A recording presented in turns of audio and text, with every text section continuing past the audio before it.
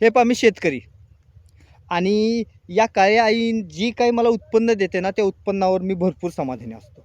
आणि सगळ्यात महत्त्वाचं गोष्ट म्हणजे मला वाटतं या काळ्या आईचा आशीर्वाद एवढा आहे ना, की मला माझ्या शेतामध्ये कधीच उत्पन्न कमी निघत नाही. लोकांपेक्षा 2 तरी कट्टे माल नक्कीच जास्त निघतो. कारण की मी या काळ्या आईवर समाधानी असतो. आणि शेतकऱ्यांनो, ही काळी आई जी देते ना, त्यावर कधीही समाधानी राहायचं. कारण की यामध्ये दोष त्या काळ्या आईचा नसतो, दोष आपल्या मेहनतीचा असतो. आपण जेवढी जास्त मेहनत घेऊ ना, तेवढी काळी आई आपल्याला जास्त उत्पन्न देते.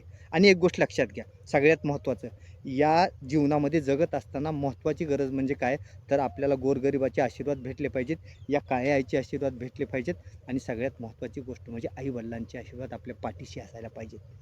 मग नाही ही डगमग. चितलं आणि खाण्यामध्ये घातलं.